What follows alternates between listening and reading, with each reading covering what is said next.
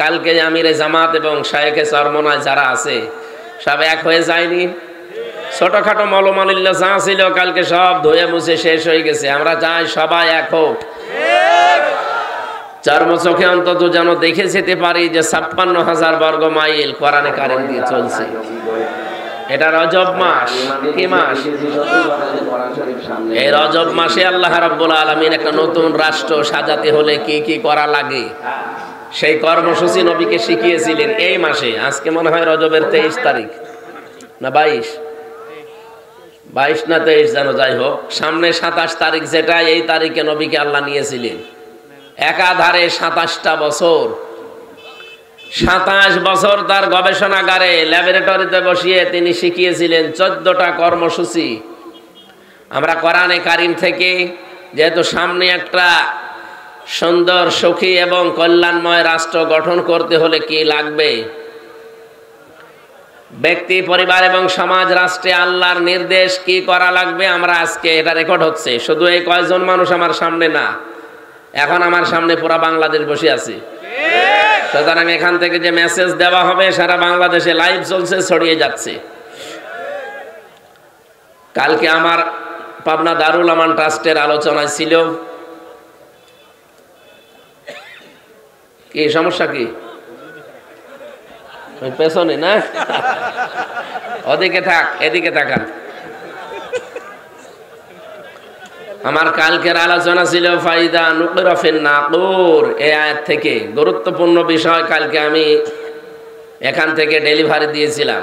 আজকে আমরা নতুন একটা বিষয় কোরআন থেকে ডেলিভারি দেব ইনশাআল্লাহ। পুরা জাতিকে উদ্দেশ্য করে বলছি, সামনে নতুন রাষ্ট্র। যেহেতু খ্রিস্টানরা রিপোর্ট বানিয়েছে, আমরা তাদেরকে ঘুষ দেইনি। ঘুষ দিয়েছি? তারা কি আমাদের আত্মীয়?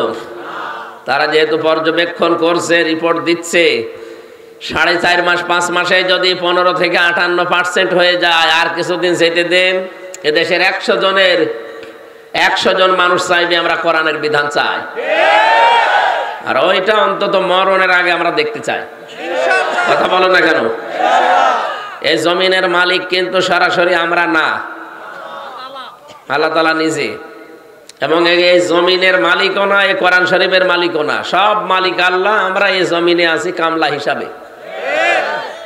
পৃথিবীতে ২টা কাতারকে আল্লাহ সবচাইতে বেশি ভালোবাসে, পছন্দ করে। কয়টা? আল্লাহ রাব্বুল আলামিন বলেন, ইন্নাল্লাহা ইউহিব্বুল্লাযীনা ইউকাতিলুনা ফি সাবিলিহি সাফফান কান্নাহুম বুনিয়ানুম মারসুস। সূরা সফের ৪ নম্বর আয়াতে আল্লাহ জানিয়েছেন, অবশ্যই আমি আল্লাহ ভালোবাসি তাদেরকে যারা সীসা গলা প্রাচীরের মতো ঐক্যবদ্ধ হয়ে, কাতারবদ্ধ হয়ে আল্লাহর জমিনে আল্লাহর দিনকে কায়েমের জন্য চেষ্টা চালায়। এখন দল মত নির্বিশেষে এইটাই এখন আমাদের টার্গেট। এই জন্যে আমরা এটা দেখতেও পাচ্ছি, সামনে সব এখন এক হয়ে যাচ্ছে। এই জন্যেই কিছু জালেম পালিয়েছে, কিছু মুনাফিক আছে, আর রাম বাম কিছু আছে, এদের মাথা এখন খারাপ হয়ে গেছে। ওরা এখন ফতোয়া দেয় যে আজহারের মাহফিলে এত মানুষ হবে কোন কারণে? আরে ভাই, আপনি ডাক দিলে তো হয় না, আপনি ডাক দিলে তো কুকুরও আসে না।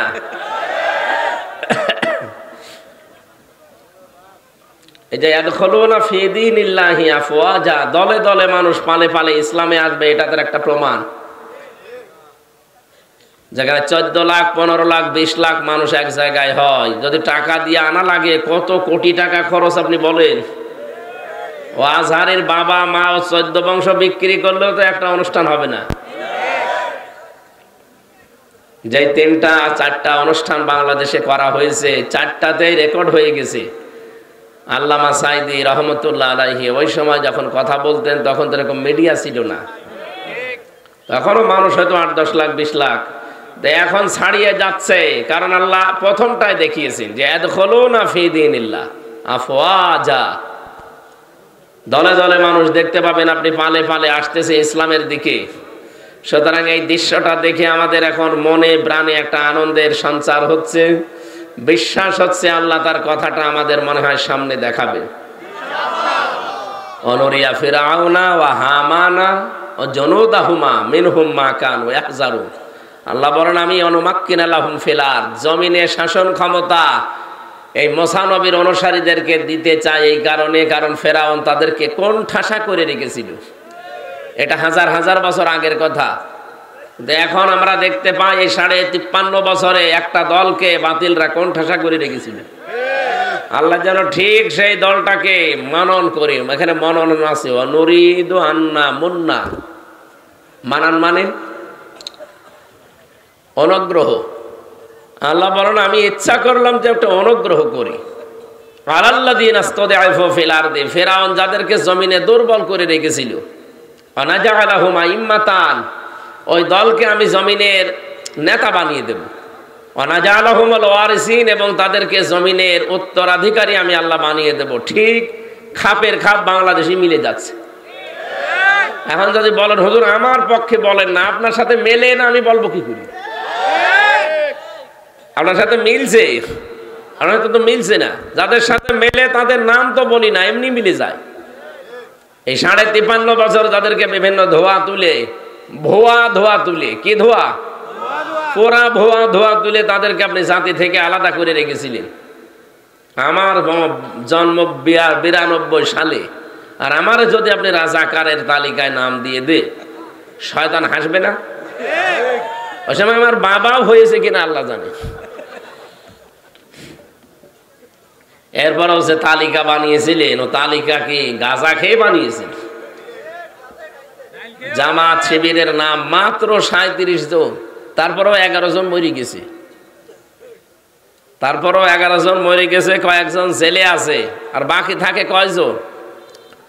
আর যারা তালিকা বানিয়েছে তারা 1060 জন। তাহলে এই ধোয়াটা এতদিন পর্যন্ত তুলে জনগণকে আপনি কি বুঝিয়েছিলেন? এখন তো নিজের ফতোয়ায় নিজে ধরা খাবেন। কয়েকদিন আগে মামলার হাজিরা দিতে গিয়েছিলাম, যে আপনাদের পাশের জেলা না চাঁদপুর, ওখানে একজন আল্লাহর ওলি, এই যে ফিটনেস বিহীন বিএনপি, লাইসেন্স বিহীন জামাত বলতো, এক মহিলা বলতো না, ওনারে আমার সামনে দিয়ে নিয়ে যাচ্ছিল, দেখলাম ওনারই ফিটনেস নেই, ওনার লাইসেন্স তো নেই। লাইসেন্স আছে, ফিটনেসও নেই। চেহারা আগে থেকে একটু তেল মেল দিত, এখন তো তেল পাই না, কিরকম লাগতেছে দেখতে। জিজ্ঞাসা করতে গেলাম যে আপা কেমন আছেন, কি অবস্থা বানিয়েছে পুরা। ও যা বলতো আল্লাহ উল্টিয়ে ওর ওপরে ঢেলে দিয়েছে। এই দেশে আমার মনে হয় যে যা করেছে পুরা টালটা তার উপরে ছেড়ে দিচ্ছে। এবার একটা পরিচিত আয়াত পড়ছে, দেখেন তো আপনাদের সাথে মেলে কিনা। গায়রিল মাগদুবি আলাইহিম ওয়ালাদ-দাল্লিন।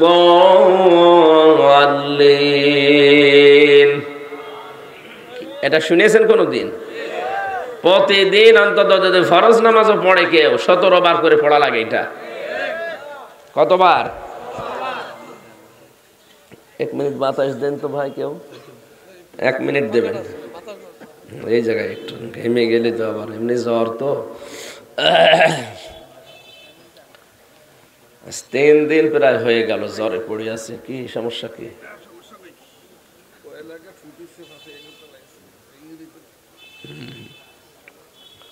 কোথায় যাচ্ছেন? এই যে এই জায়গায় মুরব্বী মানুষ দরকার, আর কেউ নেই কমিটির? দেন এই জায়গায় দিন, 1 মিনিট দেওয়ার পরে বন্ধ করে দেবেন। বেশি দিলে আবার এখন এবার পড়ে যাবে। সুবহানাল্লাহ আলহামদুলিল্লাহ লা ইলাহা ইল্লাল্লাহ সুবহানাল্লাহ আলহামদুলিল্লাহ।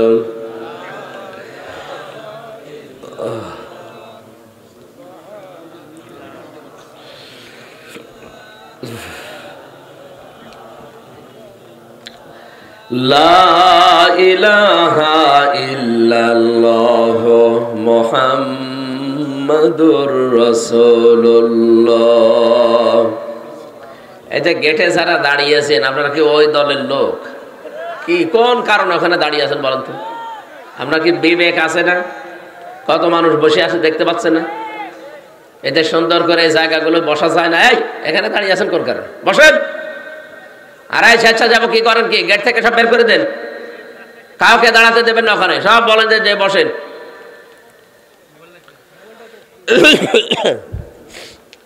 ঠিক আছে আমার ভাইরা, প্রতিদিন 17 বার করে আয়াতটা আল্লাহকে আপনি নিজে শোনাচ্ছেন, মনে হচ্ছে আল্লাহ শুনছে, উনি জবাব এখনই দেবে। আপনি নিজে বলেন রব্বুল আলামিন তাদের পথে আমাদেরকে চালাবে না যারা মাগদুব, যারা দলিল, যারা অভিশপ্ত এবং পথভ্রষ্ট। যদিও এই দুইটা শব্দ দিয়ে আমরা ইহুদি আর খ্রিস্টানদেরকে মিন করে থাকি, কেন তাদেরকে এই বরদোয়া দেওয়া হয় বলেন তো? তাদের ইনজিলে তাওরাতে আমাদের নবী মুহাম্মদ রাসূলুল্লাহর পরিচয় 1000 বারের উপরে পেয়েছে। তাদের প্রত্যেকটা নবী আমাদের নবীর সংবাদ দিয়ে গেছে, ইয়াতি মিন বাদি ইসমুহু আহমদ। প্রতিটি নবী এসে বলেছে আমার পর একজন নবী আসবে, তার নাম আহমদ। তার নাম কি? তার যে পরিচয় হবে সব তাদের তাওরাতে ইনজিলে লেখা ছিল। এটা জানার পরও ইহুদি আর খ্রিস্টান যারা সত্যটাকে সত্য জানার পরও তারা মানে নাই, হয় হিংসা করে অথবা অহংকার করে। এখান থেকে মুফাসসিরিন ইকরাম মাসলা বের করেছেন, আপনি হাক্কানি তাফসিরে পাবেন। যারা সত্যকে সত্য জানার পরেও মেনে নিতে চায় না, হয় হিংসা করে অথবা অহংকার করে, তারাও এক প্রকার ইহুদি অথবা খ্রিস্টান। ওদের উপরে যেমন আল্লাহর লানত, ওরা পথভ্রষ্ট। আপনি যদি আজকে সত্যি সত্যকে সত্য জানার পরে শুধু অন্ধ দলীয়করণের জন্য অন্ধ ভক্ত হয়ে সত্যকে না মানতে চান, আপনার নিজের এই বরদোয়া নিজের উপরে ওই ফিটনেসের মতো পড়বে। কথা বলেন না কেন? যা যা বলেছিল সব এখন ওর উপরে পড়ছে। আপনিও যা যা বলেন প্রতিদিন একবার দুইবার না কতবার বলেন, শুধু ফরজ নামাজ পড়লেও 17 বার বলা লাগে। এই জন্য আমরা এখনই সাবধান হব, আমার বরদোয়া আবার আমার উপরে আল্লাহ ঢেলে না দেয়। বলেন আমিন। আমার ভাইরা, সত্যকে সত্য জানার পরে মেনে নেওয়া লাগবে। এটা যদি আমার মন মেনে নিতে নাও চাই, জোর করে হলেও মানা লাগবে। আমার বাবা মা, আমার দলীয়করণ যারা আছে, দলের লোক, তারা হয়তো মন খারাপ করবে, করুক, কিন্তু আমাকে মেনে নেওয়া লাগবে সত্য। হযরত ইব্রাহিম আলাইহিস সালাম কিন্তু সত্যকে অনুসন্ধান করছিলেন। তারকা দেখে মনে করেন এইটাই আমার রব, চাঁদ দেখে মনে করেন এটা আমার রব, সূর্য দেখে মনে করছিলেন না এটা আমার বড় রব। হাযা আকবার। সর্বশেষ আমার আল্লাহ বলেন না, যেগুলো ডুবে যাচ্ছে একটাও স্থায়ী হচ্ছে না। তিনি জাতির লোককে ডাক দিয়ে বললেন, বারিউম মিম্মা তুশরিকুন, আমি তোমাদের থেকে মুক্ত, যাদেরকে তোমরা শিরিক বানাও, শরীক বানাও। ইন্নী ওয়াজ্জাহতু ওয়াজহিয়া লিল্লাযী ফাতারাস সামাওয়াতি ওয়াল আরদা হানিফা ওয়া মা আনা মিনাল মুশরিকিন। এই দোয়াটা কত বড় কঠিন দোয়া, আমরা জায়নামাজের দোয়া বানিয়ে চালিয়ে দিচ্ছি। অথচ এটা কত কঠিন কথা আপনি টের পেয়েছেন। যে অবশ্যই আমার এই চেহারা বলতে শুধু এইটাই না, আমার যত কিছু দুনিয়াতে আছে সব আজকে আমি ঘুরিয়ে দিলাম। এই ইন্নী ওয়াজ্জাহতুর ভেতরে এই চেহারা যেমন আছে, আপনার ক্ষমতা আছে, আপনার ছেলে মেয়ে আছে, আপনার প্রভাব প্রতিপত্তি আছে, আপনার জমি জায়গা আছে, যা আছে সব আমি ঘোরালাম আজকে। ফাতারাস সামাওয়াতি ওয়াল আরদা হানিফা, আসমান আর জমিনের উদ্ভাবক যিনি, আমি একনিষ্ঠভাবে তার দিকে ঘুরিয়ে আসলাম। ওমা আনা মিনাল মুশরিকিন, আমি কিন্তু মুশরিক না। এই গ্যারান্টি আপনি দিয়েছেন। হযরত ইব্রাহিম আলাইহিস সালাম এই গ্যারান্টিটা আমাদের জাতির পিতা এমনি দেয়নি। তিনি কিন্তু খুঁজছিলেন কোনটা হক কোনটা হক, তিনি নিজে খুঁজতে খুঁজতে পেয়েছিলেন। আর আমাদের চোখে আঙ্গুল দিয়ে দেখিয়ে দেওয়া হয়, এরপরও অনেকে মানতে চায় না। হক দল কোনটা, হক পন্থী মানুষ কারা, আপনাকে আল্লাহ কিন্তু দেখিয়ে দিয়েছে, আপনি কাদের অনুসরণ করবেন সেইটাও কোরআনে কারিমে আল্লাহ দিয়েছেন সূরা ইয়াসিনে, ইত্তাবিউ মাল্লা ইয়াসআলুকুম আজরা ওয়া হুম মুহতাদুন। তোমরা সবাই মিলে অনুসরণ করো, ইত্তাবিউ বহু বচন, তোমরা সবাই মিলে অনুসরণ করো। যারা তোমাদের কাছে আল্লাহর এই বাণী পৌঁছিয়ে দেয় কিন্তু উজরত চায় না, পারিশ্রমিক চায় না, 2 নম্বরে তাদের গুণ পাওয়া যাবে অহুম মুহতাদুন, তারা হেদায়েতের উপরে আছে। বাংলাদেশের দিকে তাকান, অনেকে আমরা কোরআনে কারীম প্রচার করতে গিয়ে যারা দড় কষাকষি করি, যার প্রথম অর্থটা আমরা মিলাতে পারলাম না। 2টা গুণই আপনার ভেতরে থাকা লাগবে। 1 নম্বর, হয়তো আপনি হেদায়েতের পথে মানুষকে ডাকেন, ঠিক আছে, কিন্তু নিজে হেদায়েতের উপরে নেই। 2 নম্বরে, অনেকেই নিঃস্বার্থভাবে মানুষকে ডাকে ঠিক, হেদায়েতের উপরে নিজে নেই, কিন্তু মানুষকে ডাকতেছে হেদায়েতের দিকে। 2টাই গোমরাহ। কথা বোঝেন আমার? না, বোঝেননি, আবার বলছি। আপনাকে এই আয়াতটা সামনে নিয়ে যাকে অনুসরণ করবেন দেখবেন এই 2টা সে মানে কিনা। ইত্তাবিউ, অনুসরণ করো তাদেরকে। মাল্লা ইয়াসআলুকুম আজরা, যারা তোমার কাছে উজরত চায় না, পারিশ্রমিক চায় না, অহুম মুহতাদুন, এবং তারা হেদায়েত প্রাপ্ত। এখন হেদায়েতের উপরে থাকবে কারা, কারা হেদায়েত প্রাপ্ত, এটা আল্লাহ কিন্তু সূরা বাকারায় আগে জানিয়ে দিয়েছেন। এই যে আয়াতটা পড়লাম, এটা সূরা বাকারার আয়াত না ইয়াসিনের আয়াত? আগে আল্লাহ সূরা বাকারা দিয়েছেন না সূরা ইয়াসিন দিয়েছেন? তার মানে হেদায়েত প্রাপ্ত কারা? আপনি সূরা বাকারার 255 নম্বর আয়াত থেকে দেখবেন, ওই জায়গায় আল্লাহ সাজিয়েছেন যে এরা হেদায়েতের উপরে আছে। ওয়ালা নাবলুওয়ান্নাকুম বিশাইইম মিনাল খাউফি ওয়াল জুই ওয়া নাকসিম মিনাল আমওয়ালি ওয়াল আনফুসি ওয়াস সামারাত ওয়া বাশশিরিস সাবিরিন। লামে তাকিদ নুনে সাকিলা, আল্লাহ বলেন অবশ্যই আমি আল্লাহ তোমাদের পরীক্ষা করব। বিশাইয়্যিম মিনাল খাউফ, ভয় দিয়ে। আজ তামাম দুনিয়ায় আমাদের ভয় দেখায় কে? এদেশের নাস্তিকরা, আমার বাম জালেমরা তো ভয় দেখাতো, এই তামাম দুনিয়ায় আমাদেরকে ভয় দেখাতো, এখনো দেখাচ্ছে। যাদেরকে তামাম দুনিয়া ভয় দেখাবে, কখনো ক্ষুধা দিয়ে আমি আল্লাহ তোমাদের পরীক্ষা করব, ভয় দিয়ে, ক্ষুধা দিয়ে, শস্য ক্ষেত দিয়ে, এবং সন্তানাদির ক্ষতি দিয়ে। এরপরও যদি কোনো মানুষ টিকে থাকতে পারে, ওয়াবাশশিরিস সাবিরিন, আল্লাহ বলেন ধৈর্যশীলেরা, এদেরকে সংবাদ দেন, সুসংবাদ। আপনি 53 বছরের দিকে তাকান একটু, এই আয়াতটা নিয়ে কারা সত্যি দিনের ওপরে টিকে থাকতে গিয়ে এই কয়টা পরীক্ষার সম্মুখীন হয়েছে। কত মানুষ ছেলে হারিয়েছে, জানেও না যে ছেলে বেঁচে আছে কিনা। শহীদ মীর কাশেম আলী রহমতুল্লাহ আলাইহি, ওনাকে যখন ফাঁসি দেওয়া হবে তার 3 ঘন্টা আগে ওনারা জানিয়েছিল কারারক্ষী যে আপনার 3 ঘন্টা পরে ফাঁসি, আপনি প্রস্তুতি নেন।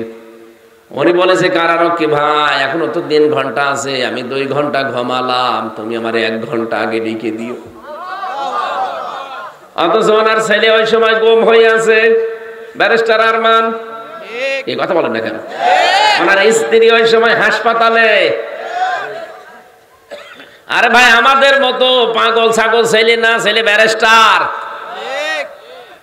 এইরকম একটা ছেলে আজ গুম হয়ে আছে 8 বছর, ও জানেও না মরে গেছে না বেঁচে আছে, স্ত্রী হাসপাতালের বেডে পড়ে আছে। এরকম সংবাদ আসলে নিজের মরণের সংবাদ একদিকে, কোন আল্লাহর ওলি আছে দেশে যে সেই স্টেট থাকতে পারবে বলেন? আমার রিমান্ডে নিয়ে 10 দিনের শেষের দিন অত্যাচার যা করার ওরা করেছে, শেষের দিন বলেছে যেটা বলতে বলি, এটা যদি না বলেন তাহলে আপনার বউ তুলে নিয়ে আনবো। আমি নরম হয়ে গেলাম না, ম্যাডাম তো অসুস্থ, ওই সময় 7 মাস সন্তানের বয়স। বললাম ঠিক আছে, যা ভালো লাগে করেন, আমার আর কিছু বলার নেই। আমি তো আলেম মানুষ, তারপরও নরম হয়ে গেছি। 10 দিন মাত্র রিমান্ডে, 10 দিনের দিন শেষ। আর ওনার স্ত্রী পড়ে আছে মরণ সজ্জায়, ছেলে গুম হয়ে গেছে, কেউ জানেও না, নিজেও মাত্র আর 3টা ঘন্টা পরে থাকবে না দুনিয়ায়। এরপরও কি শক্তিশালী ইমাম দেখেন, বলছে আমি 3 ঘন্টা আছে 2 ঘন্টা ঘুমালাম। কারারক্ষী কুতুব ভাই উনি আমারও দায়িত্বে ছিলেন, আমারে মাঝে মাঝে বলতেন হামজা ভাই লোকটার ঘুম আসলো কি করি। আমি বললাম আপনি বোঝেননি, কিন্তু আমি বুঝেছি যে ঘুম কেন এসেছে। কোরআনে কারীম জানিয়েছে ইন্নাল্লাযীনা ক্বালু রাব্বুনাল্লাহু সুম্মা ইসতাকামু তাতানাজ্জালু আলাইহিমুল মালায়েকা। অবশ্যই যারা এই কথা বলতে পারে আমার রব আল্লাহ, এতটুকু বলে শেষ করে দেয় না, যারা এর উপরে টিকে থাকতে পারে। রব্বুল আলামিন বলেন তাতানাজ্জালু আলাইহিমুল মালায়েকা। তাতানাজ্জালু এটা মোজারে, বর্তমান ভবিষ্যৎ প্রেজেন্ট ফিউচার। মালাকুন দেয়নি, মালায়েকা বহুবচন দিয়েছেন। আল্লাহ বলেন এদের বিপদে আপদে পড়লে আমি আল্লাহ হাজারো ফেরেশতা পাঠিয়ে দেই। কি বলে ফেরেশতারা জানো? আল্লাহ তাখাফু ওয়া লা তাহজানু, কোনো ভয় নেই, কোনো চিন্তা নেই। কিসের ভয় করেন, কিসের চিন্তা? আপনার ছেলে নিয়ে চিন্তা হয় যে গুম হয়ে গেল ছেলেটা, বউ নিয়ে চিন্তা হয় যে বউ হাসপাতালে পড়ে আছে, দলীয় লোকজন নিয়ে চিন্তা হয় যে এরা অনেকে পালিয়ে বেড়াচ্ছে, অনেকে জেলে আছে, ব্যবসা প্রতিষ্ঠান নিয়ে ভয় হয় যে কি হবে এগুলোর। কোনো অসুবিধা নেই, ওই যে জান্নাত দেখা যাচ্ছে চলে যান, বাকি সবগুলোর দায়িত্ব আল্লাহ নিয়ে নিয়েছে।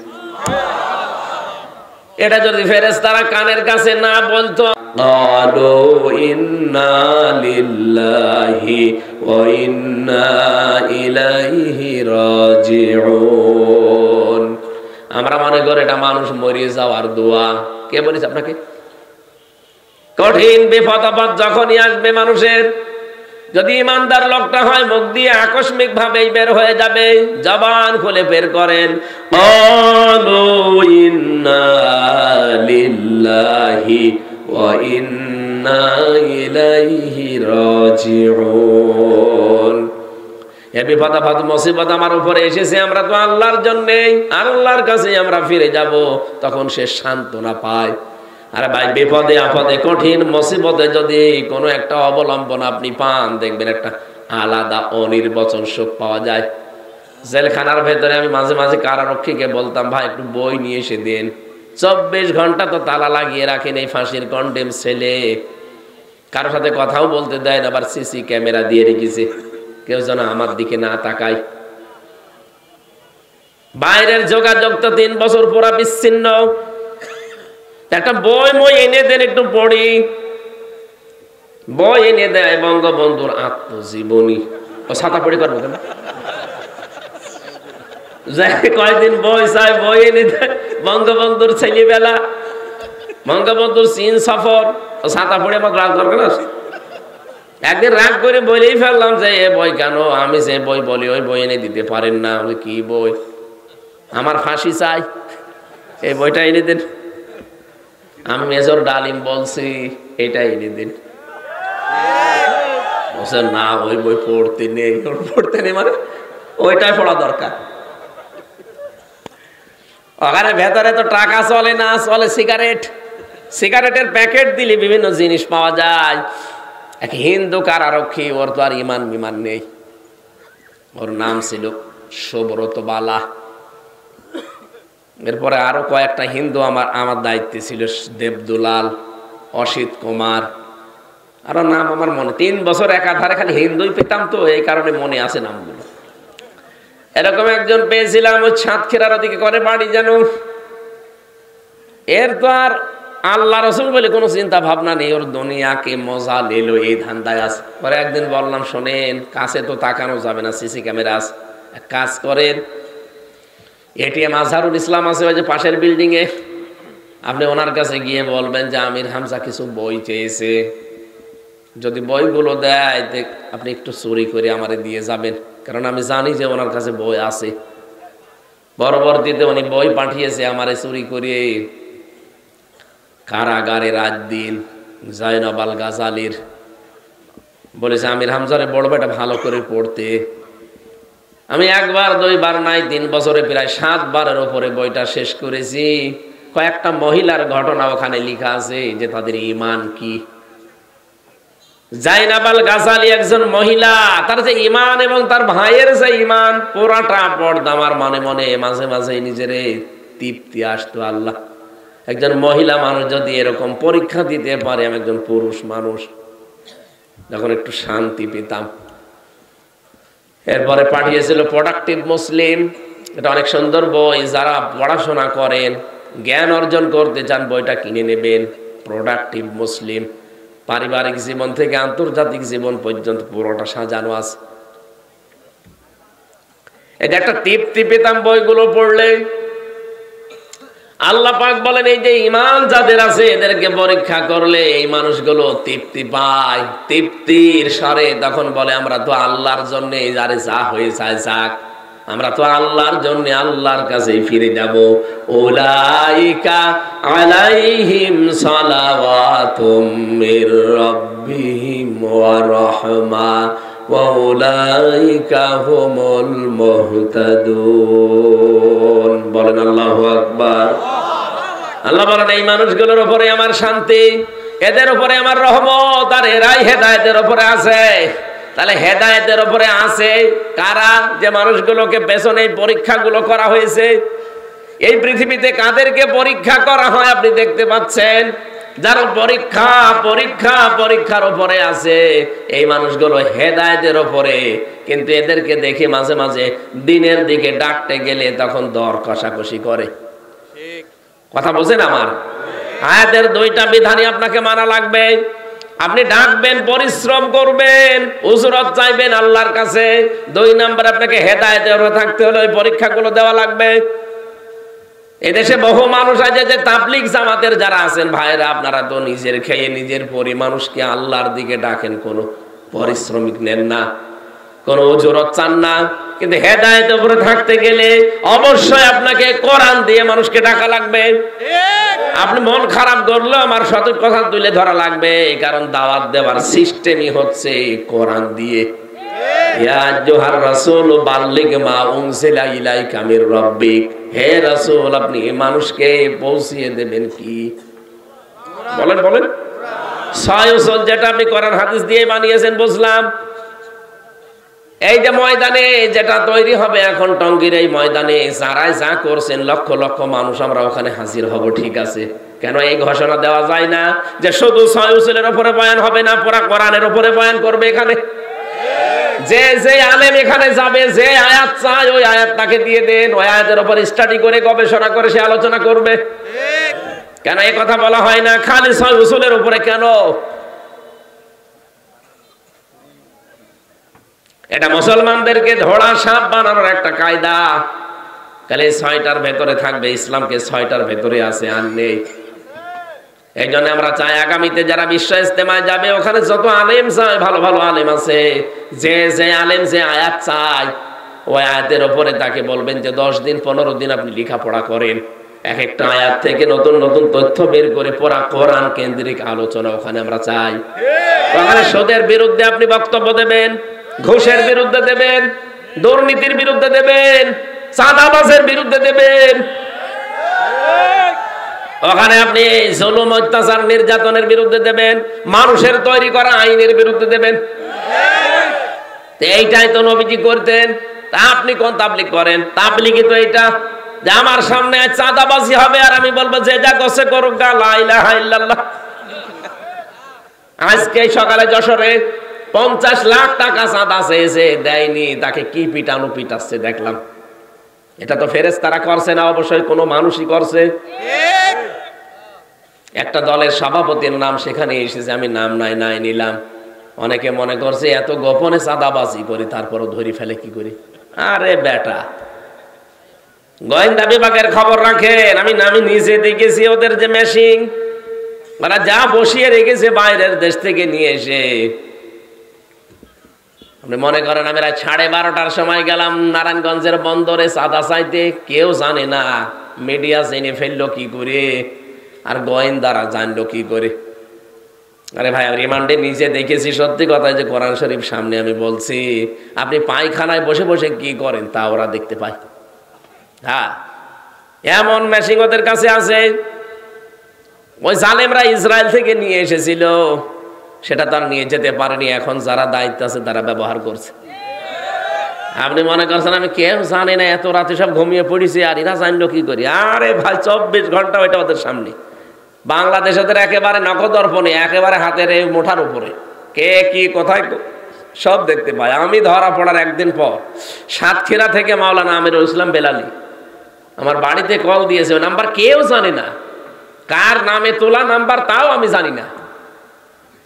উনি কল দিয়ে জানিয়েছে যে হামজাকে বলবা যদি যোগাযোগ করতে পারো, হামজাকে জানাবা সে যেন অন্তত এই এই কথাগুলো না বলে।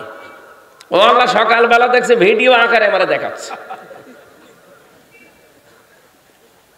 আর আপনি বলছেন আমি রাত 12:30টায় গেলাম চাঁদা চাইতে, কেউ তো জানে না। কেউ জানে না কে বলিস আপনাকে? আমি গোয়েন্দাদের সাথে কথা বলি মাঝে মাঝে, ওরা বলছে হুজুর দেশটা আমরা পর্যবেক্ষণে রেখেছি, শুধু দেখছি যে কে কি করে। তারেক জিয়া এমনি রেগে যাচ্ছে, উনিও টের পাচ্ছে। উনি যে বলছে না, কালকেও বক্তব্য দিয়েছে তারেক জিয়া যে আপনারা থামেন, ক্ষমতায় কি আমরা চলে এসেছি, এখনই আপনি আরম্ভ করেছেন, একটু থামেন না কেন?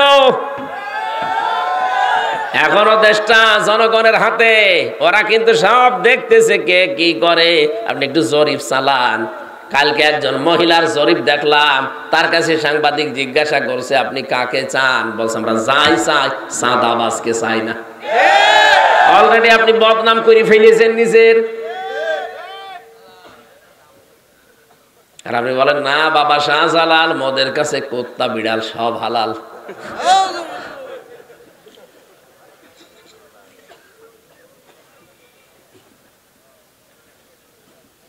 কুমিল্লাবাসী, যে কথাটা তুলেছিলাম বলার জন্য, কোরআনে কারিমের আজকের এই ময়দান থেকে এমন এমন মেসেজ আজকে কোরআন থেকে ওই 14টা কর্মসূচি এমন ভাবে আমরা তুলে ধরতে চাই, যারা দায়িত্বে আছে ওরা যেন শোনে। আর একটা সুন্দর কল্যাণময় রাষ্ট্র যদি কেউ গঠন করতে চায়, এখান থেকে যেন তারা থিওরি নেয়। মানে থিওরি গুলো আমার বানানো না, আল্লাহ নিজে বানিয়েছেন, তাও 27 বছর নবীকে তার গবেষণাগারে বসিয়ে নিজে শিখিয়েছেন। এখানে সরাসরি শিক্ষককে, ছাত্রকে নবী মুহাম্মদ রাসূলুল্লাহ। সময় লেগেছে 2 দিন 5 দিন না, পিএইচডি করতে, গবেষণা করতে, আমরা দেখি এমফিল করতে সব মিলে মাত্র 5 থেকে 7 বছর লাগে। 2 বছর এমফিলে, 5 বছর পিএইচডি, 7 বছরে একটা বিষয়ের উপরে পুরা নখদর্পণ এসে যায়। অথচ আল্লাহ বলেন আমি 27 বছর নিজে শিক্ষক হয়ে আমার নবীকে শিখিয়েছি। একটা রাষ্ট্র যদি কল্যাণময় করতে হয়, এগুলো মাস্ট বি লাগবে। আমরা সেই কোরআন থেকেই কথা বলতে চাচ্ছি, চলে যাবেন নাকি? ইন্না হাযাল কুরআনা ইয়াহদি লিল্লাতী হিয়া আকওয়াম। আল্লাহ পাক বলেন অবশ্যই এই কোরআন একটা সঠিক এবং সুন্দর মজবুত হেদায়েতের পথ তোমাদেরকে নির্দেশনা দেয়। আয়ুবাশশিরুল মুমিনিনা আল্লাযীনা ইয়ামালুনাস সালিহাতি আন্না লাহুম আজরান কাবীরা। নবী আপনি সুসংবাদ দিতে পারেন ওই মুমিনদেরকে যারা ভালো ভালো কাজ করে দুনিয়ায়, উত্তম পুরস্কার আমি আল্লাহ তাদের জন্য রেখে দিয়েছি। বলেন সুবহানাল্লাহ।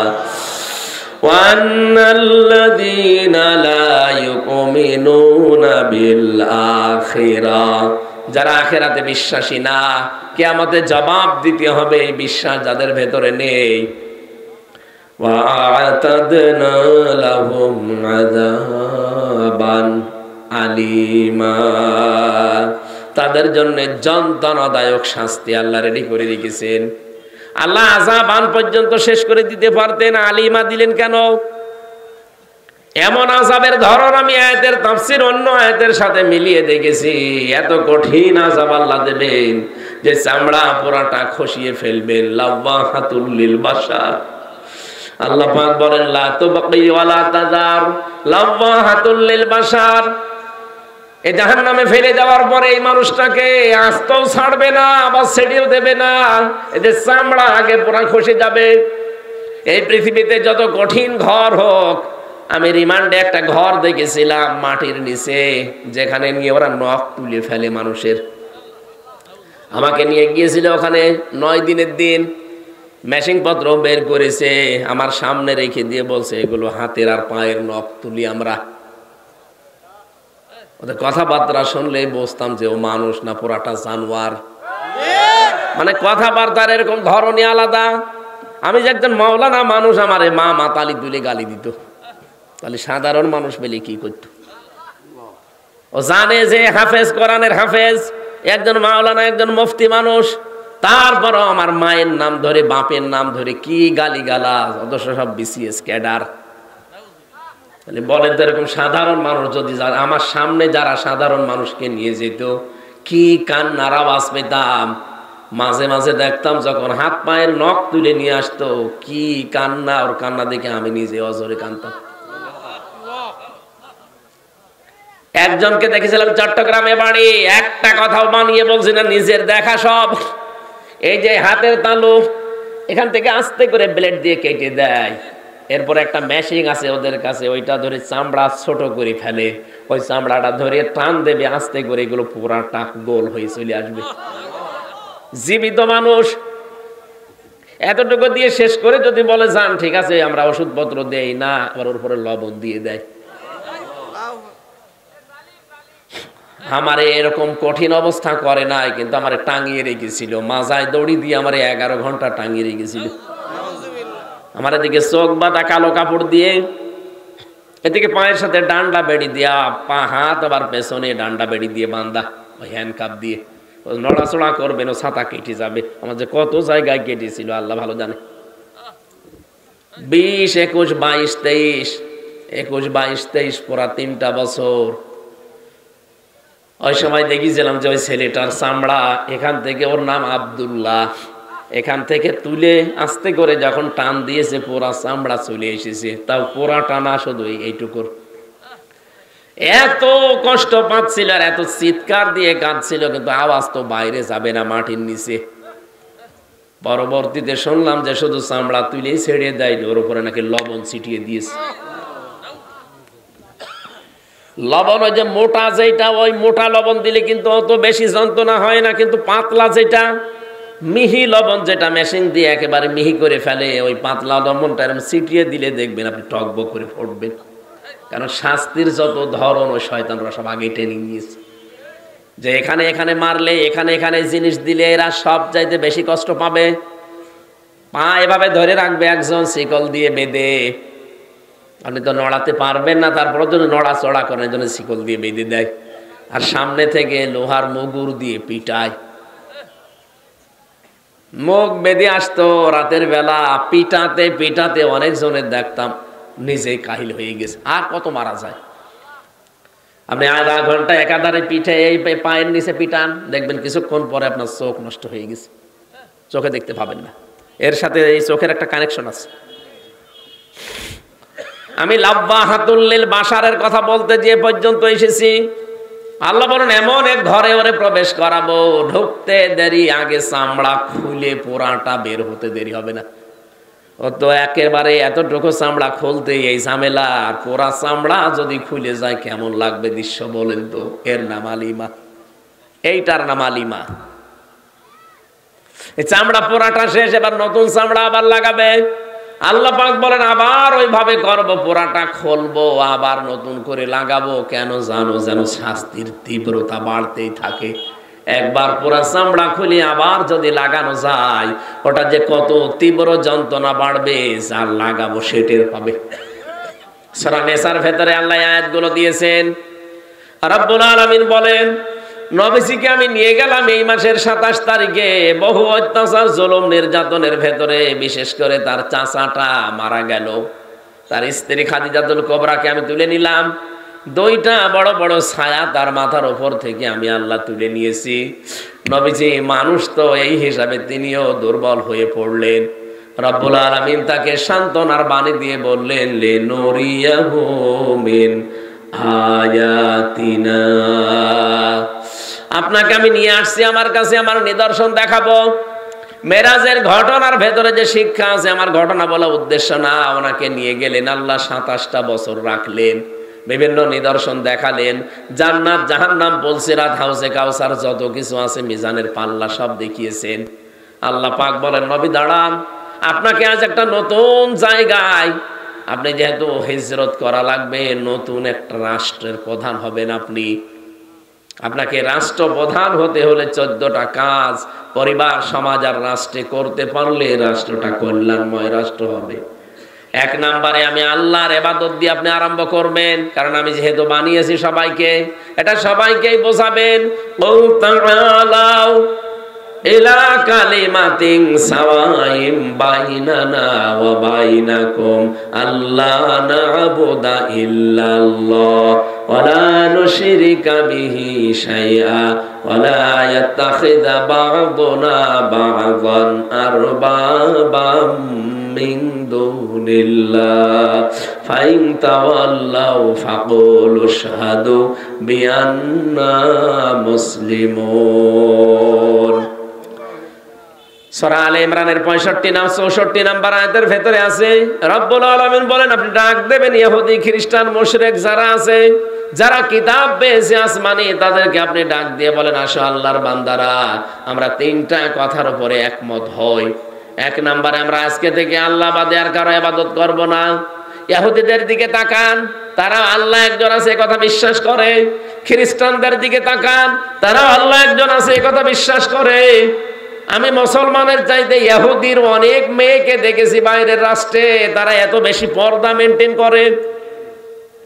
বাইরের দেশগুলোতে যখন যায়, সিঙ্গাপুর, মালয়েশিয়া, থাইল্যান্ড, এই সমস্ত জায়গায় যারা ইহুদি আছে, বিশেষ করে ইহুদিদের আমি দেখেছি তাদের বউ খাস পর্দা করে, এমনকি হাত মোজা, পা মোজা পরা, সামনে আবার ওই যে দেওয়া, জিলবাব দেওয়া, 3-4টা ছেলে মেয়ে চারপাশে, এত পর্দা মেনটেন করে। লোকটা ওর পাশে যে স্বামী বসে আছে, স্বামীর এত বড় বড় দাড়ি, মাথায় পাগড়ি বাঁধা, এত বড় জুব্বা গায়ে, আমার মতো দেখলে মনে হবে একেবারে কোনো আলেম হবে, অথচ ইহুদি। আল্লাহ একজন আছে, ওরাও বিশ্বাস করে, কারণ ওরা ইসলামী, ওদের উপরে যে তাওরাত নাজিল হয়েছে ওইটা ওরা বিশ্বাস করে। পরবর্তীতে ওই যে পরিবর্তন হয়েছে এইটা ওরা মানতে চায় না, বলে না যা হয়েছে এইটাই। অথচ ওর ভেতরে ওরা নিজেদের মন মতো করে সাজিয়ে নিয়েছে। ইনজিলের ভেতরে ওরা সাজিয়েছে নিজের মন মতো করে, কোরআনটা সাজাতে পারে না। এই কারণের দায়িত্ব সরাসরি নিয়েছে কে? আল্লাহ। রাব্বুল আলামিন বলেন, ওদেরকে ডাক দিয়ে বলেন যে আল্লাহ বাদে কারো ইবাদত করা যাবে না, আমরা আল্লাহর সাথে কাউকে শরীক করব না, আল্লাহ বাদে আমরা কাউকে একে অপরকে রব বলে মানব না। যদি এই 3টা বিষয়ের উপর একমত হতে পারেন তাহলে সাথে নিয়ে কাজ করবেন। যদি এর উপরেও তারা মুখ ফিরিয়ে চলে যায় যে না আপনাকে মানি না, ফাইন তাওয়াল্লাউ ফাকুলু শাহাদু বিআন্না মুসলিমুন, তাহলে আপনি ঘোষণা দেন যে না আমি মুসলমান, তোমাদের সাথে আমিও আর নেই। ডক্টর মোহাম্মদ ইউনূস দায়িত্বে যেহেতু আছেন, আপনি একজন মুসলমান, কি এই দেশে 18 কোটি মানুষ, আমরা 96% আমরা মুসলিম, বাকি অন্যান্য জাতি আছে মাত্র 4%। সবাইকে আপনি আহ্বান জানান যে মেরাজে এই মাসে, এই সবে মেরাজ, এটা এই মাসে রজব মাস, বিশ্ব নবীকে আল্লাহ 14টা জিনিস শিখিয়েছিলেন। তার প্রথমে আমার আল্লাহর একাত্মবাদ, দাসত্ব। ওয়াকাদা রাব্বুকা আল্লা তা'বুদু ইল্লা ইয়্যাহু ওয়া বিল ওয়ালিদাইনি ইহসানা। রব্বুল আলামিন বলেন, নবী আমি ফয়সালা দিয়ে দিলাম, আমি সিদ্ধান্ত নিয়ে নিয়েছি, আমি রায় দিয়েছি। কজা মানে রায় দেওয়া, আমি সিদ্ধান্ত নিয়ে ফেলেছি, রায় দিয়েছি, আমি আল্লাহ ছাড়া কারো দাসত্ব করা যাবে না, ইবাদত করা যাবে না, এটা সবাইকে জানিয়ে দেবেন দেশে যে। অবিল ওয়ালিদাইনি ইহসানা, পিতামাতা যাদের আছে তাদের সাথে ভালো ব্যবহার করা লাগবে। ও বাংলার মুসলমানেরা, আল্লাহর আইন মানা এখানে আয়াত অনুযায়ী ফরজ। আল্লাহর আইন মানা কি বলেন তো? আরো জোরে আরেকবার বলেন। মা বাবার আইন মানা কি? না না, মাঝখানে ও আছে খেলা করার জন্য। আপনি আলেম, একজন আলেম, আপনি না না, কোরআন শরীফ বুঝে পড়া লাগবে। সাধারণ মানুষ বললে নাই মেনে নিতাম। আপনি আলেম না, আরো চিন্তা ভাবনা করে পড়বেন। এই তো দেখেন তো 23 নাম্বার আয়াত সূরা বনি ইসরাইলের, ওয়াবিল ওয়ালিদাইনি ইহসানা। আল্লাহর আইন মানার আগে আপনি ওয়া পাবেন না। আল্লাহর আইন মানতে হবে কোনো প্রশ্ন ছাড়া। কিন্তু মা বাবার আইন মানা ফরজ না, মা বাবার সেবা করা ফরজ। কথা বুঝতেছেন? মা বাবার সেবা করা কি? মা বাবার আইন মানা। পৃথিবীতে শুধু একজনের আইন মানা ফরজ। আলালাহুল খালকু ওয়াল আমরু, সূরা আরাফের 54 নম্বর আয়াতের মাঝের অংশে আছে, আল্লাহ বলেন সৃষ্টি আমার, আইনও চলবে আমার। ইনিল হুকমু ইল্লা লিল্লাহ। সূরা ইউসুফের 40 নম্বর আয়াতের মাঝের অংশে আছে, আইন চলবে শুধুমাত্র কার? আল্লাহ। এই জন্য আইন আল্লাহর মানা ফরজ, মা বাবার আইন মানা ফরজ না, তাদের সেবা করা ফরজ। এখান থেকে কি মাসলা পেলেন আপনি? পৃথিবীতে আল্লাহর পরে আমরা জানি যে মা বাবার স্থান। সেই মা বাবার আইন মানা যদি ফরজ না হয়, কোন মহারতি আছে যার আইন মানা লাগবে? এই জন্য আল্লাহর আইন বাদ দিয়ে পৃথিবীতে যারা অন্য কারো আইন প্রতিষ্ঠা করতে চান, আপনি আল্লাহর সাথে শিরিক করছেন। আমরা তো এই কথার বিপক্ষে। আপনার সাথে মিল নেই আমার এই কারণে, আপনি মানুষের তৈরি করা আইন প্রতিষ্ঠা করতে চান, আর আমি প্রতিষ্ঠা করতে চাই আল্লাহর আইন। পৃথিবীর যত নবীকে আল্লাহ পাঠিয়েছেন, মাত্র 2 জন নবী বাদ দিয়ে আল্লাহর এই আইনের পক্ষে কথা বলার কারণে প্রত্যেকটা নবীকে লাঞ্ছিত হতে হয়েছে। এমনকি দেশ ছাড়া লেগেছে, করাত দিয়ে অনেকে চিরে ফেলেছে। কথা বলছে না কেন? আজ যদি কেউ আল্লাহর আইনের পক্ষে কথা বলে, তারও জীবনে এরকম নবীদের মতো কিছু নেমে আসতে পারে না? পারে না। এই জন্য আমাদের উচিত হবে এখন থেকে, আজ তো এই দেশটাকে আমরা সুন্দর করে কল্যাণময় রাষ্ট্র হিসাবে গঠন করতে চাই, মাস্ট বি আমাদের অবশ্যই এই কাজ হবে যে আমরা আল্লাহর আইনের পক্ষে কাজ করব। আল্লাহর আইনের পক্ষে যেতে গেলে যদি ওটা আমার দোলা ভাই হয় হোক, যদি দোলা ভাই না হয় না হোক, কারণ আমি চাই আল্লাহর আইন এদেশে কায়েম হোক। যারা আল্লাহর আইনের বিপক্ষে আছে, ওরা যদি আমার বাবাও হয়, ও বাবাকেও আমি মানি না। সিদ্দিক আকবর আবু বকর সিদ্দিক রাদিয়াল্লাহু তাআলা আনহু বদরের যুদ্ধ থেকে বাড়িতে আসলেন, দেখলেন ছেলে এসেছে। হযরত আবু বকর ছেলে ডাক দিয়ে বলেন, বাবা আমি কিন্তু যুদ্ধে তোমাকে আমি 3 বার পেয়েছিলাম, তোমার কল্লা কেটে ফেলতাম, কিন্তু আমি করি নাই, তুমি আমার বাবা, এই জন্যে। হযরত আবু বকর বলে, সন্তান তুমি ছিলে আবু সেহেলের দলে, আর আমি ছিলাম মুহাম্মদের দলে। তুমি আমাকে 3 বার পাওয়ার পরও আমাকে কিচ্ছু বললে না বাবা বলে। সাফ করে কথা শোনো, ওই ময়দানে যদি আমি তোমাকে একবারও পেতাম, একবারই কল্লা উড়িয়ে দিতাম। এইরকম সময় আমার মনে হয় সামনে কোরআনের জন্য আসতে পারে। এক কথা বলছেন, কারণ আল্লাহ ছাড়া আমরা কারো আইন মানি না।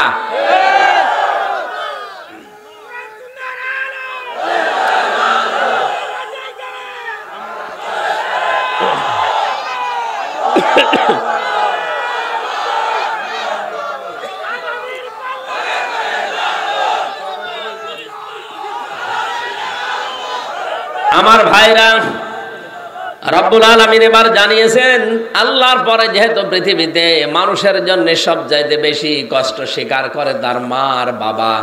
বিজ্ঞান এখন প্রমাণ করছে, আমাকে দুনিয়ায় নিয়ে আসতে গিয়ে, এই পৃথিবীর মুখ দেখাতে গিয়ে আমার মা 57 ইউনিট কষ্ট সহ্য করেছে। অথচ যত শক্তিশালী পুরুষ হোক, সর্বোচ্চ 45 ইউনিট কষ্ট যদি কাউকে দিতে পারেন, ও মরে যাবে, ওকে বাঁচাতে পারবেন না। কত? 45 ইউনিটের বেশি মানুষ কষ্ট সহ্য করতে পারে না। কিন্তু যদি কেউ 57 ইউনিট কষ্ট সহ্য করে আমার দুনিয়ায় মুখ দেখিয়েছে, তিনি আমার মা। এই জন্য অবিল ওয়ালিদাইনি ইহসানা, ভালো ব্যবহার করা লাগবে মায়ের সাথে আগে। নবীজিকে সাহাবী প্রশ্ন করলেন, ভালো ব্যবহার পাওয়ার হকদার কে? নবীজি বললেন মা, এরপরে মা, এরপরে মা, এরপরে বাবা। কোন হাদিসে পেয়েছি 4 বার নবী মায়ের নাম বললে 5ম বার বাবার নাম বলেছেন। এই জন্য আমাদের উচিত হবে, আজ হাজারো জেলাতে দেখতে পাচ্ছি আমরা, কুমিল্লাতেও দেখছি বৃদ্ধাশ্রম বানাচ্ছে অনেকে, অথচ বৃদ্ধাশ্রম বানানো জায়েজ নেই, হারাম। একটা সন্তান তার মা বাবাকে সাথে রাখবে না, বৃদ্ধাশ্রমে পাঠিয়ে দেবে, তো এরকম সন্তান জন্ম না দেওয়াই ভালো ছিল। কয়েকদিন আগে নীলফামারী গিয়েছিলাম, নীলফামারী জেলা কিশোরগঞ্জ থানা, একটা বৃদ্ধাশ্রমে আমাকে নিয়ে গেল দেখার জন্যে। যে দেখি এইদিকে 25 জন, এইদিকে 25 জন বসে আছে, বার বাবা। ওদের চোখের দিকে তাকিয়ে দেখতে পেয়েছি ওরা ছলছল করে কাঁদছে। প্রত্যেকটা মার বাবার দিকে তাকিয়ে আমার মনে হচ্ছে ওরা সন্তানের জন্য বরদোয়া দিচ্ছে। আরে ভাই, ওদেরও তো আমার মতো ছেলে আছে। দুইজনের সাথে কথা বললাম, একজন বলছে আমার ছেলে ডিসি, আর একজন বলছে আমার ছেলে আমেরিকায় থাকে। কিন্তু আজ আমি বৃদ্ধাশ্রমে এই কারণে আমার বৌমা আমাকে মেনে নিতে পারে না, সহ্য করতে পারে না। শুধুমাত্র ওই বৃদ্ধাশ্রমের মার বাবা এরা না, এখানে বহু মানুষ আছে যাদের বৌমা তাদেরকে সহ্যই করতে পারে না।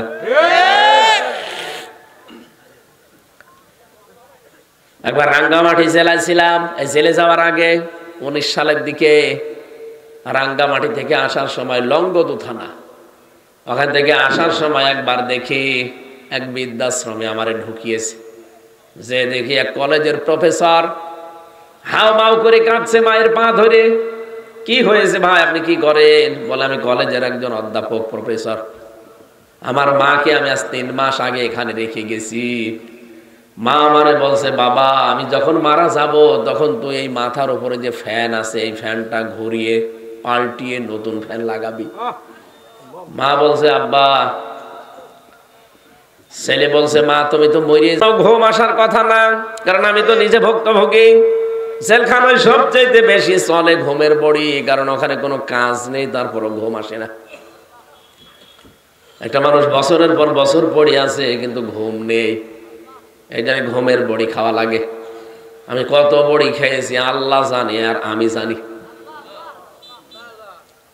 অথচ আমার তারপর আমার বাবা মা শ্বশুর শাশুড়ি তো ধনী মানুষ। আমার স্ত্রীকে আল্লাহ যা দিয়েছে, আমার শ্বশুর শাশুড়ি, আমার মা বাবা, আমি না থাকলে ওর কোনো অসুবিধা নেই।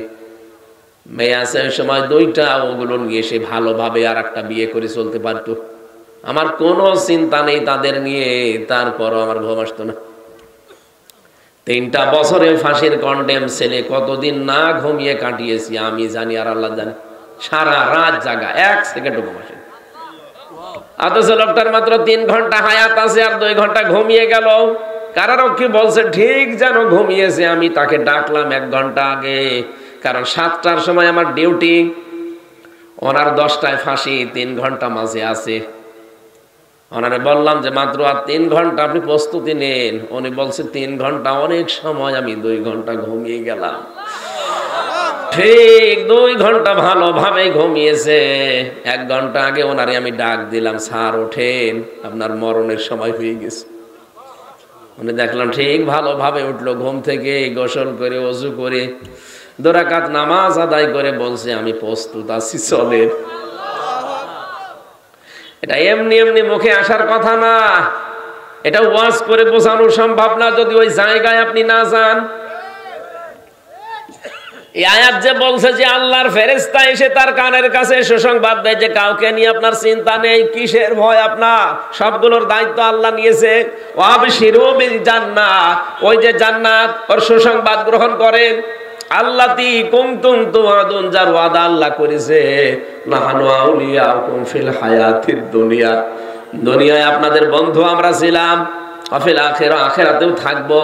ওয়ালাকুম ফিহা মা তাশতাহি আনফুসুকুম ওয়ালাকুম ফিহা মা তাদউন, এমন জান্নাতে প্রবেশ করাবো যেখানে চাওয়ার আগে জিনিস পাওয়া যায়। পৃথিবীতে এমন কোন বাগান আছে যে বাগানে প্রবেশ করলে চাবেন তার আগেই পাওয়া যাবে? না, নেই। চাবেন এরপরও দেরি হবে। আল্লাহ বলেন জান্নাত এমন ভাবে আমি বানিয়েছি আমার মুমিন বান্দা বান্দীদের জন্য যে চাওয়ার আগেই পাওয়া যাবে। আপনি চাবেন, মনের ভেতরে শুধু কামনা আসবে, সঙ্গে সঙ্গে সামনে চলে আসবে। কেন এটা জানো? নুজুলাম মিন গফুরির রহিম, এটা দয়াময় আল্লাহর পক্ষ থেকে একটা বিশাল মেহমানদারি। বলেন সুবহানাল্লাহ।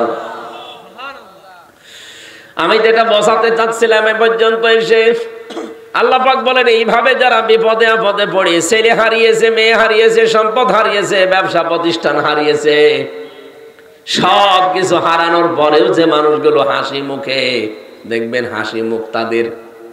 এত কিছু যে হারিয়ে গেল, আমার তো কিছুই হারায়নি, তারপরও আমার চিন্তায় শেষ নেই। আর ওদের সব হারিয়ে গেল, এরপরেও চেহারার দিকে তাকালে মনে হয় যে কিছুই হারায়নি, নিশ্চিন্তে বসে আছে। আজকে আমি ইন্টারনেটে কাদের মোল্লা সাহেবের একটা চিঠি পড়ছিলাম।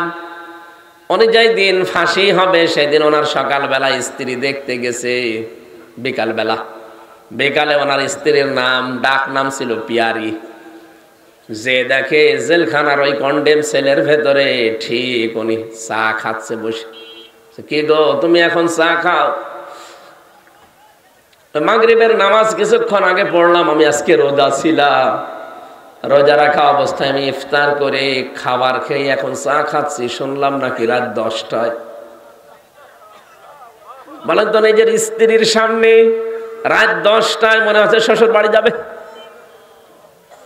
আপনি যে বলেন মানুষের আকীদা ঠিক নেই, আপনার কি আকীদা আছে আপনি বলেন?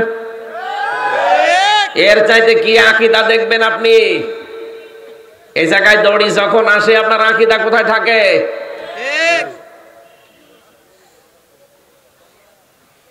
ডাক দিয়ে বলছে, পিয়ারি আমাকে মাফ করে দিও, তোমার হক হয়তো আদায় করতে পারিনি, আজকে আমি আল্লাহর সাথে দেখা করতে যাচ্ছি। সারা দিন আমি রোজা ছিলাম, আমি যে ইফতারি করে খাবার খেয়ে একটা চা খাচ্ছি, এইটাই মনে হয় আমার শেষ খাওয়া। দুনিয়ার খাবার আমার আর কপালে জুটবে না, কারণ আর মাত্র কয়েক ঘন্টা পরে আমারে ডাকবে। ওরা বিভিন্ন খাবার নিয়েছিল, যেগুলো খান বলছে না, দুনিয়ার এই খাবার আমার আর ভেতরে ঢুকবে না। মনে হচ্ছে জান্নাতের খাবার আমার আল্লাহ তার সামনে মেলে ধরেছে।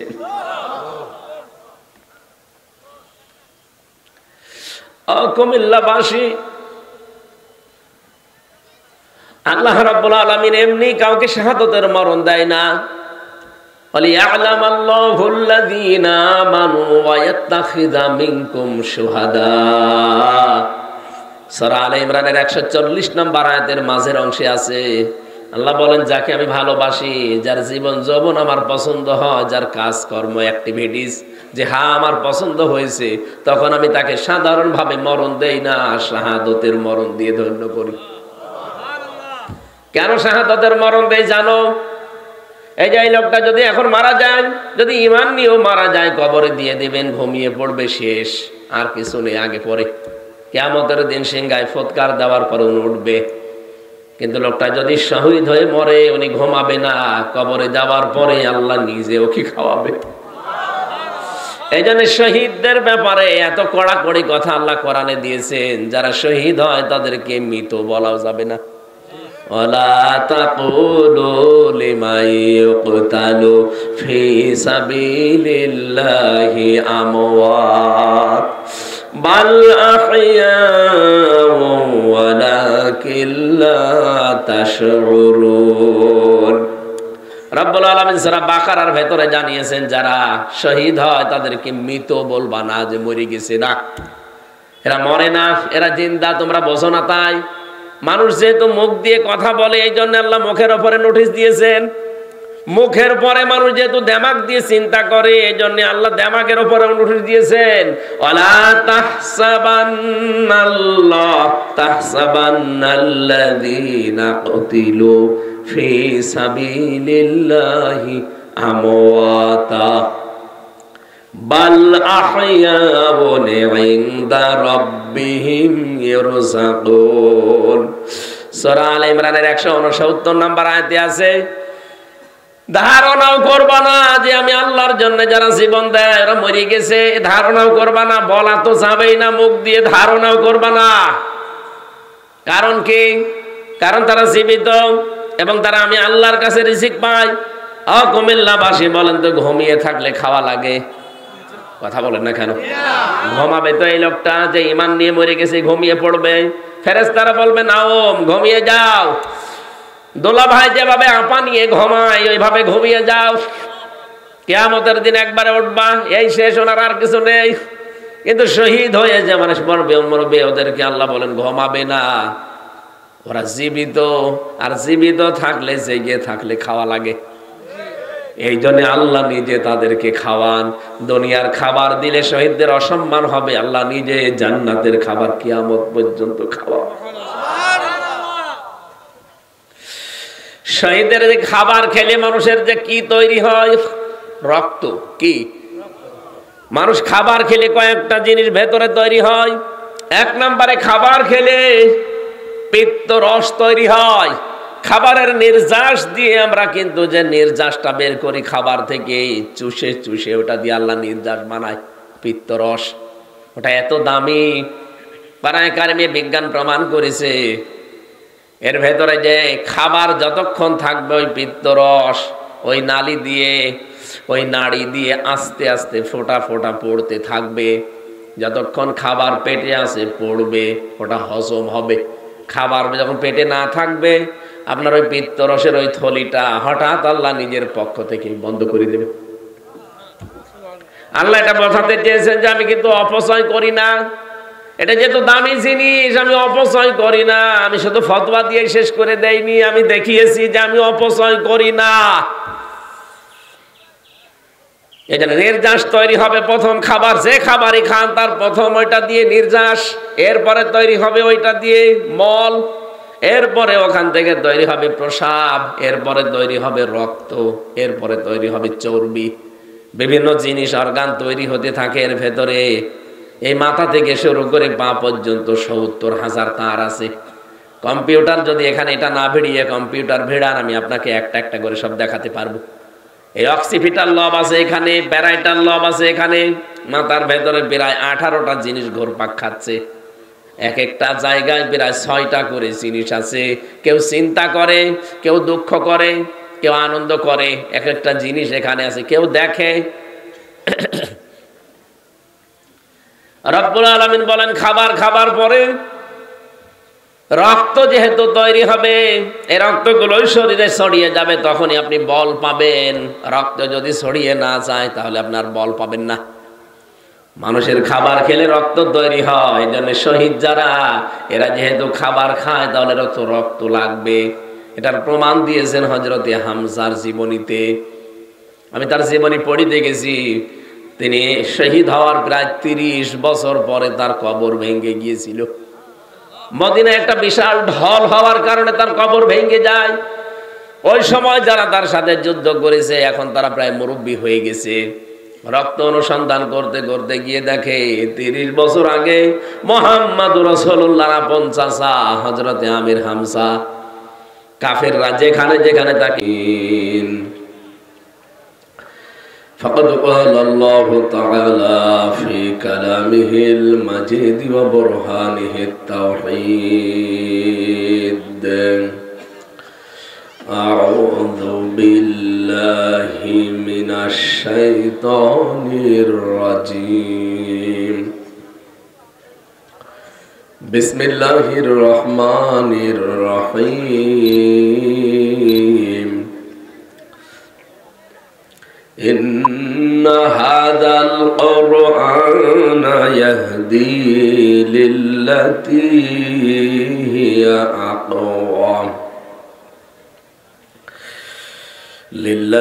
هي أقوم ويبشر المؤمنين الذين يعملون الصالحات أن لهم أجرا كبيرا. صدقت يا ربنا. عن أبي هريرة رضي الله تعالى عنه قال قال النبي صلى الله عليه وسلم الدنيا سجن المؤمن وجنة الكافر. رواه ابن ماجه. وقال تعالى في شان حبيبي وما زادهم إلا إيمانا وتسليما اللهم صل على محمد وآله وصحبه وبارك وسلم আলহামদুলিল্লাহ। কুমিল্লা জেলার দেবিদ্বার থানার অন্তর্গত সোরপুর বাইতুল আকসা কেন্দ্রীয় জামে মসজিদের উদ্যোগে 25তম তাফসীরুল কোরআন মাহফিলের স্বনামধন্য সভাপতি, সৌজন্যে যিনি আছেন ইঞ্জিনিয়ার মোহাম্মদ শরীফুল ইসলাম দামাত বারকাতুহুমুল আলিয়া। এখানে যারা আলোচনা রাখলেন আপনাদের কুমিল্লার কৃতি সন্তান আলেমে দ্বীন মাওলানা মোল্লা নাসিম উদ্দিন, মাওলানা হিফজুর রহমান, মাওলানা হোসাইন মাহফুজ, মাওলানা দ্বীন ইসলাম, সম্মানিত পরিচালক ভাই সহ যারা আলেম ওলামা বসে আছেন, রাফা'না লাকা যিকরাক, আলেমদের সম্মান মর্যাদা কামনা করছি আল্লাহ যেন আরো বাড়িয়ে দেন। মঞ্চে বসা সম্মানিত ব্যক্তিবর্গ, বিশেষ করে মাহফিলের বরণ্য সদস্য যারা এই সুন্দর করে সাজিয়েছেন জান্নাতের বাগানটা, কিছু সময়ের জন্য এটা কিন্তু এখন জান্নাতের বাগান হয়ে গেছে। সুতরাং নবীর এই কথা যদি আমরা 100% বিশ্বাস করে থাকি তাহলে আমরা জান্নাতে আছি। কোরআনে কারীমের বর্ণনা খালিদিনা ফিহা লা ইয়াবগুনা আনহা হিওয়ালা, যারা জান্নাতে যাবে তারা আর কোনোদিন বের হবে না। আল্লাহ তো বের করে দেবেই না, এমনকি সে বের হতেও চাইবে না। সুতরাং ধরে তো বৃদ্ধাশ্রমে রেখে গেল বলে তোর তো আর ফ্যান ছাড়া ঘুম হয় না, কারণ ছোটবেলা থেকে আমি তোরে বাতাস দিয়ে দিয়ে ঘুম পাড়াতাম। তোরা যখন রেখে যাবে তখন তো তোর ঘুম আসবে না, তোর কষ্ট হবে। আগে থেকেই তোর আমি সতর্ক করলাম। হঠাৎ দেখলাম ওর মা ওর হাতের ওপরে মরে গেল, হাও মাও করে কেঁদে বলছো হুজুর এ দোষ শুধু আমার একা না, এ দোষ আমার বউর। 3 মাস আগে থেকে আমার বউ আমাকে বলছে বুড়ি বাড়ি থাকলে আমি তোমার ভাত খাবো না। আমার 2টা ছেলে আছে, তাদের মুখের দিকে তাকিয়ে আমি কিছু বলতেও পারি না, বাধ্য হয়ে এখানে রেখে গিয়েছিলাম তারে। শেষ পর্যন্ত আজকে মা আমার মারা গেল, দুনিয়া এখন নাম ধরে ডাকার মতো আমার আর কেউ নেই।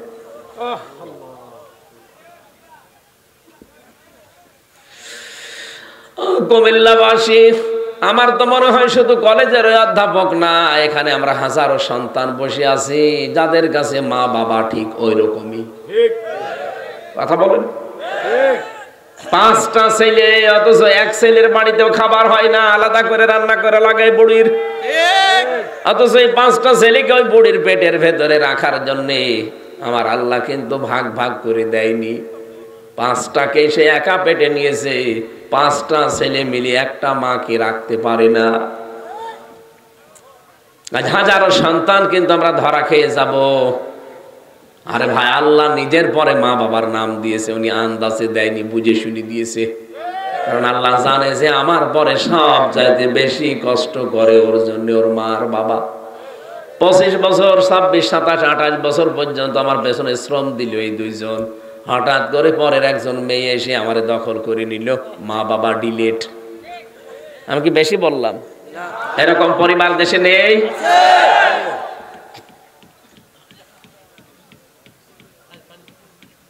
কি উপর থেকে কি পানি পড়ছে নাকি? কোরআন শরীফ ভিজে যাবে, এটা সরান সরান সরান।